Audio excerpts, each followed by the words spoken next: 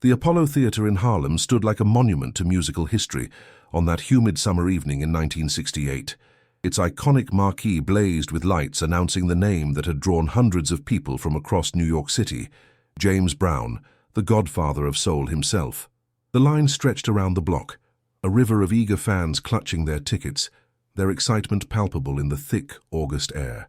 Inside the venue, the atmosphere crackled with anticipation. The scent of fresh popcorn mixed with perfume and cologne as people found their seats, their voices creating a symphony of chatter and laughter that echoed off the ornate ceiling. 11-year-old Marcus Johnson sat in the third row with his grandmother, Ruth, who had saved for 3 months to afford these precious tickets. Marcus wore his Sunday best, a crisp white shirt his grandmother had ironed that morning, black slacks, and shoes polished until they reflected the stage lights. His heart hammered against his ribs as he gripped the armrests of the velvet seat.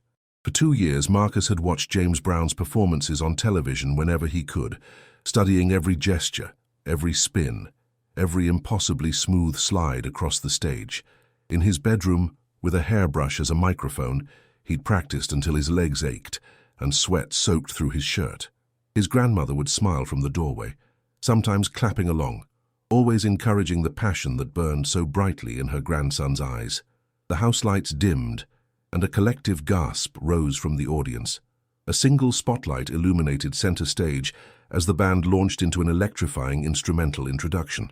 The horn section punched out sharp, rhythmic blasts, while the drummer laid down a beat that seemed to sync with every heartbeat in the room. Then, like a force of nature, James Brown exploded onto the stage. His presence was magnetic, commanding, undeniable. He wore a shimmering burgundy suit that caught the lights with every movement, and his processed hair gleamed under the spotlights. The crowd erupted into thunderous applause and screams that shook the theater's foundation. Marcus leaped to his feet, his eyes wide with wonder, absorbing every detail of the performance unfolding before him. James Brown moved with a precision and energy that seemed almost superhuman. His footwork was legendary, quick, sharp steps that defied gravity, punctuated by spins and slides that left the audience breathless. He worked the entire stage, engaging with every section of the crowd, pointing, gesturing, making each person feel as though he performed solely for them.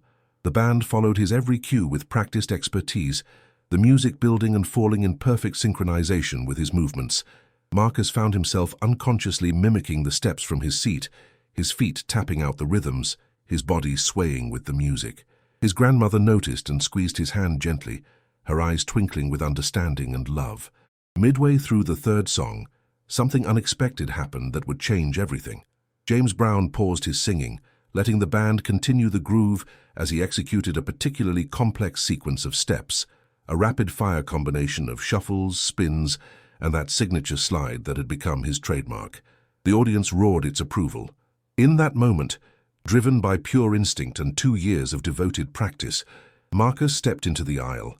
His grandmother reached for him, concern flashing across her face, but something in his expression, a mixture of determination and joy, made her hand fall back to her lap. She watched as her grandson, this small figure in his pressed shirt and polished shoes, began to replicate James Brown's footwork with startling accuracy.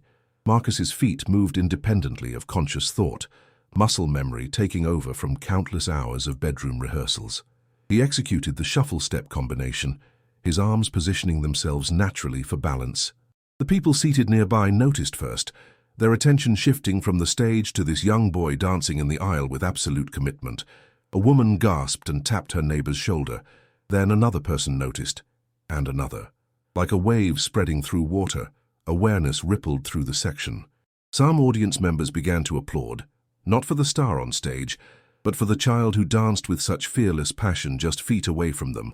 The commotion in the third row caught the attention of James Brown's band leader, who subtly gestured toward the aisle. On stage, in the middle of his performance, James Brown's gaze followed the indication. His eyes landed on Marcus, and for a brief moment the godfather of soul stopped singing. The band, trained to follow his lead, kept the instrumental groove alive, sensing something significant was unfolding.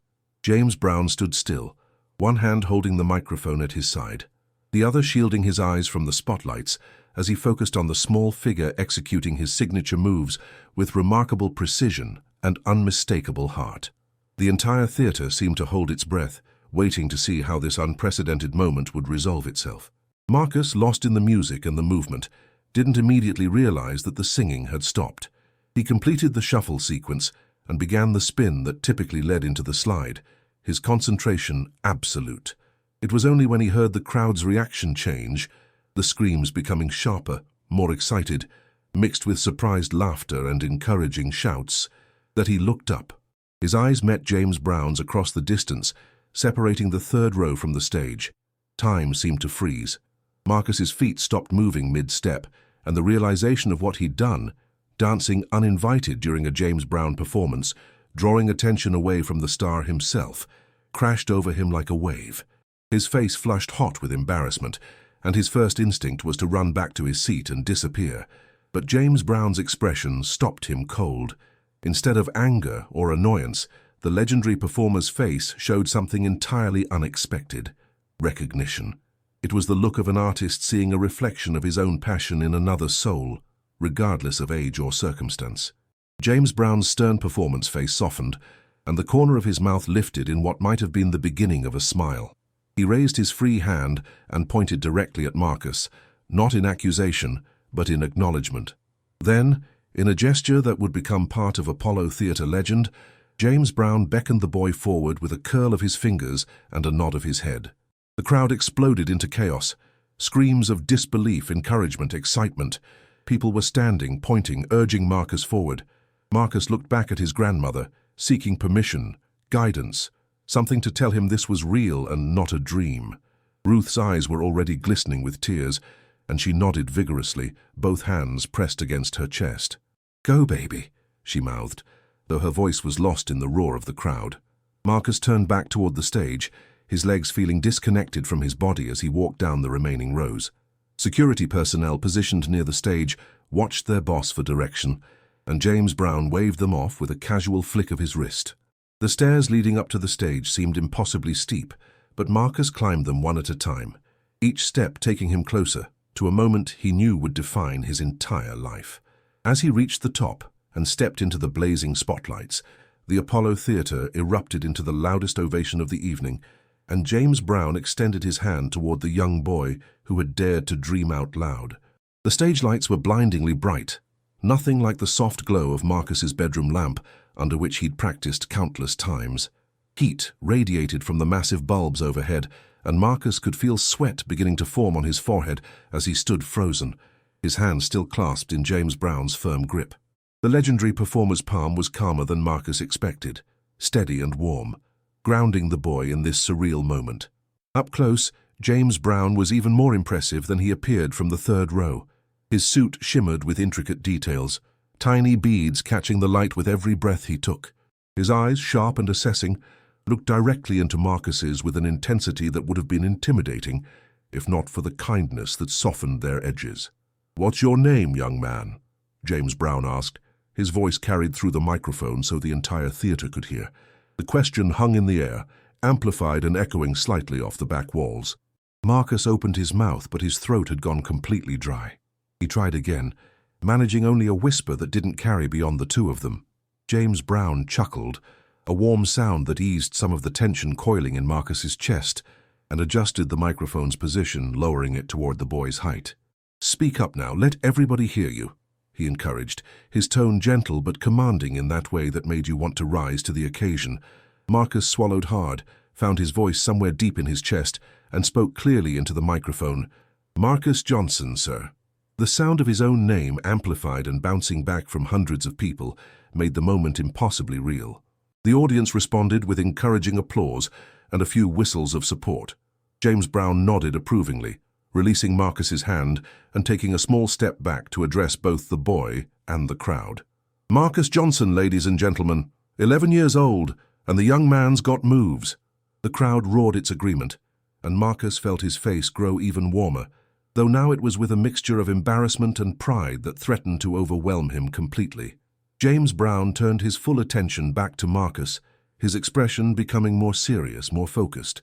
"I saw you out there in that aisle, brother. You know my steps." It wasn't a question but a statement of fact, delivered with the authority of someone who recognized genuine study when he saw it. Marcus nodded, finding enough courage to meet the performer's eyes directly. "Yes, sir. I've been watching you on television every chance I get. I practice in my room. My grandmother—" He paused, gesturing toward the audience where Ruth sat with both hands covering her mouth, tears streaming down her cheeks. "She helped me learn by watching with me."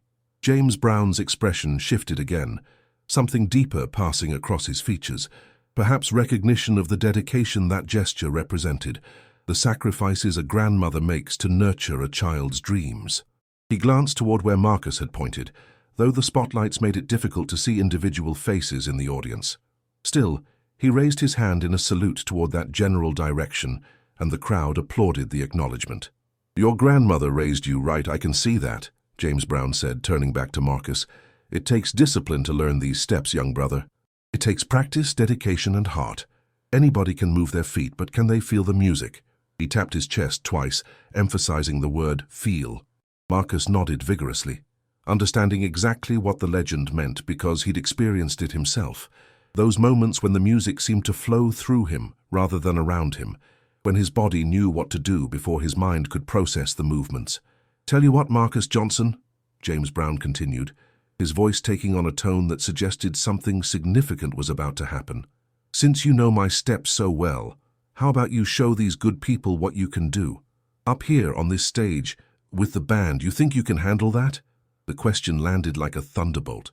Marcus's eyes widened until they felt like they might pop from his skull.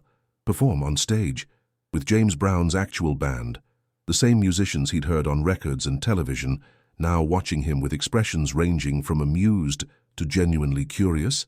His knees felt weak, and for a terrifying second he thought he might actually faint right there under the spotlights. But then he thought of his grandmother, who had worked extra shifts at the hospital where she cleaned rooms just to buy these tickets. He thought of all those hours in his bedroom, practicing until his muscles ached, driven by a love for this music that he couldn't fully explain even to himself. Marcus straightened his spine, pushed his shoulders back the way his grandmother always told him to do when facing something important, and looked James Brown directly in the eye. "Yes, sir. I can handle that." His voice came out stronger than he felt, but once the words were spoken, something shifted inside him. The nervousness didn't disappear entirely, but it transformed into something else. Excitement, determination, purpose. James Brown's face broke into a genuine smile, the kind that reached his eyes and made them crinkle at the corners. "That's what I wanted to hear," he exclaimed, turning to his bandleader and nodding once. The bandleader, a seasoned musician who had seen countless performances in this historic venue, raised his eyebrows slightly, but immediately understood the assignment. He turned to his musicians, counted off with his fingers, and launched into a moderate tempo groove that was perfect for showcasing footwork, not too fast to trip up a nervous kid, but with enough energy to let real talent shine through. The music filled the stage, the bass line thumping up through the wooden floorboards and into Marcus's shoes. The drums laid down a steady, infectious rhythm, while the horns punctuated with sharp hits that seemed to say, "Show us what you've got." James Brown stepped to the side, giving Marcus the center of the stage, but remained close enough that his presence provided support rather than pressure. He gestured with an open palm toward the expanse of polished stage floor, an invitation and a challenge wrapped into one movement. "It's all yours, young brother. Let the music tell you what to do." Marcus took a deep breath, closed his eyes for just a moment to center himself, and let the rhythm seep into his bones the way it did when he was alone in his room, with nothing but a small radio and his dreams for company. When Marcus opened his eyes and began to move, something magical happened. The nervousness that had threatened to paralyze him moments before melted away, replaced by pure instinct and muscle memory. His feet found the rhythm immediately, executing a basic step-touch pattern that quickly evolved into something more complex. He incorporated the shuffle step combination he'd practiced hundreds of times, his arms swinging naturally for balance and style. The audience responded immediately, their applause building with each successful move. Marcus could hear individual voices shouting encouragement. "Go ahead, young man. Look at him. That's it, baby." Each call spurred him forward, giving him confidence to attempt more difficult sequences. He executed a spin, not perfect but full of energy and commitment, and landed it clean enough that the crowd roared its approval. James Brown watched with his arms crossed over his chest, his head nodding in time with the music, a look of genuine appreciation on his face. He began to clap along with the rhythm, encouraging both Marcus and the audience to elevate the moment further. The band, feeding off the energy in the room, increased their intensity without speeding up the tempo, adding flourishes and responses to Marcus's movements as if they'd rehearsed this exact scenario.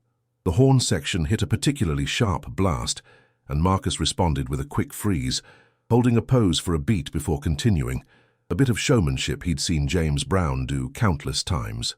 The timing wasn't perfect, but the intent was clear and the crowd ate it up.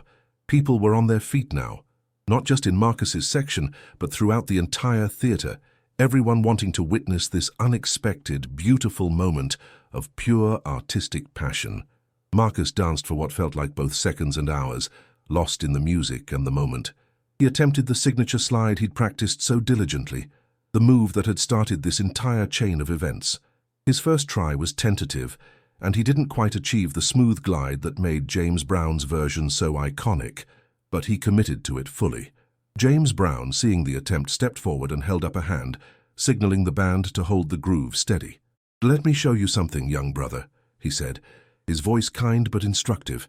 He positioned himself next to Marcus, demonstrating the subtle weight shift and knee bend that made the slide work. "It's not just about moving your feet, it's about where you put your weight. Feel it right here," he tapped his own knee, "then let it flow through." He executed the move in slow motion, breaking it down into components that Marcus could see and understand. Marcus watched intently, his eyes tracking every detail of the movement. James Brown nodded for him to try again, and this time, with the adjustment, Marcus's slide was noticeably smoother. It still wasn't perfect. Perfection takes years to achieve, but it was recognizably better, and the improvement happened right there in front of thousands of witnesses. The crowd went absolutely wild, sensing they were watching not just a performance, but a teaching moment, a passing of knowledge from master to student in the most public and generous way possible. James Brown clapped Marcus on the shoulder, his smile wide and genuine. "There you go. See what happens when you listen and apply? That's how you grow, young brother. That's how you get better." His words carried a weight beyond just dance instruction.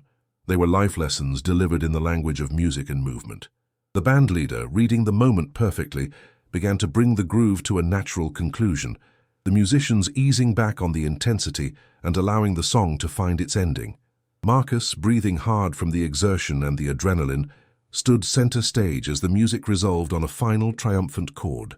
The applause was deafening, a wall of sound that seemed to physically push against him. James Brown raised Marcus's arm high in the air like a champion, and the gesture sent the audience into even greater heights of appreciation. People were whistling, stomping their feet, calling out praise and encouragement. Marcus looked out into the lights, unable to see individual faces, but feeling the love and support radiating from every corner of the Apollo Theater. His chest heaved with each breath. Sweat dripped down his temples, his legs trembled slightly from the effort, and his heart felt like it might burst from sheer joy and gratitude. James Brown kept Marcus's hand raised for a long moment, letting the applause wash over them both like a wave of pure appreciation. When he finally lowered the boy's arm, he leaned down slightly, bringing himself to Marcus's eye level despite the height difference. "You've got something special, young brother," he said quietly, his voice just loud enough for Marcus to hear beneath the roar of the crowd. "But talent alone isn't enough. You understand me?" Marcus nodded, his eyes locked on the performer's face, absorbing every word like precious wisdom. "You need discipline. You need to practice even when nobody's watching. You need to respect the music and respect yourself." James Brown's expression was serious now, the entertainer's mask falling away to reveal the dedicated artist beneath. "Promise me you'll keep working, keep learning, keep pushing yourself to be better." "I promise, sir," Marcus replied, his voice steady despite the emotion threatening to overwhelm him. "I'll practice every single day. I'll make you proud." James Brown smiled at that, a warm expression that seemed to light up his entire face. "You already made me proud tonight, young man. Now go make yourself proud." He gestured toward the stairs leading off the stage, and Marcus understood the moment was coming to an end. But before he could take a step, James Brown held up one finger, signaling him to wait. The legendary performer turned to his bandleader and exchanged a few quick words that Marcus couldn't quite hear over the continuing applause. The bandleader nodded, disappeared briefly into the wings, and returned carrying something that made Marcus's breath catch in his throat. It was a vinyl record, a brand new copy of James Brown's latest album, still in its shrink wrap, the cover glossy and perfect under the stage lights. But more than that, James Brown pulled a pen from inside his jacket, and right there on stage in front of thousands of witnesses, he signed the album with a flourish. He didn't just scribble his name. He took his time, writing something personal that Marcus would later discover read, "To Marcus Johnson, keep dancing, keep dreaming, keep believing. The stage is waiting for you. James Brown, Apollo Theatre, 1968." He handed the album to Marcus with both hands, a gesture of respect that acknowledged the significance of the gift. "This is for you and your grandmother," James Brown said. "Thank you both for reminding me why I do this, why this music matters." Marcus accepted the album like it was made of glass, cradling it carefully against his chest. Tears streamed freely down his face now, all attempts at maintaining composure abandoned in the face of such overwhelming kindness and generosity. "Thank you," he managed to say, his voice cracking with emotion. "Thank you so much, Mr. Brown. I'll never forget this. Never." James Brown placed a hand on Marcus's shoulder one final time, squeezed gently, and then guided him toward the stairs with a supportive pat on the back. As Marcus descended from the stage, his legs shaking but his spirit soaring, the entire Apollo Theatre rose in a standing ovation, not for James Brown this time, but for the 11-year-old boy who had dared to chase his dreams in the most public way imaginable. Marcus made his way back down the aisle, and people reached out to pat his shoulders, ruffle his hair, offer congratulations and encouragement. When he finally reached his grandmother's seat, Ruth pulled him into an embrace so tight he could barely breathe, her body shaking with sobs of joy and pride. "My beautiful boy," she whispered into his ear, her voice thick with tears. "My brave, talented, beautiful boy. Your mama would be so proud." They held each other while James Brown resumed his performance, the music continuing around them like a blessing. Marcus clutched the signed album between them, a tangible piece of proof that this miraculous night had actually happened. Years later, Marcus Johnson would become a professional dancer and choreographer, working with some of the biggest names in the entertainment industry. He would teach thousands of students, passing on the lessons he learned that night at the Apollo.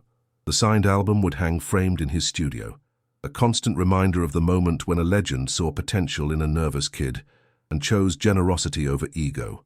But more than the career success or the recognition, Marcus would carry with him the most important lesson James Brown taught him that evening.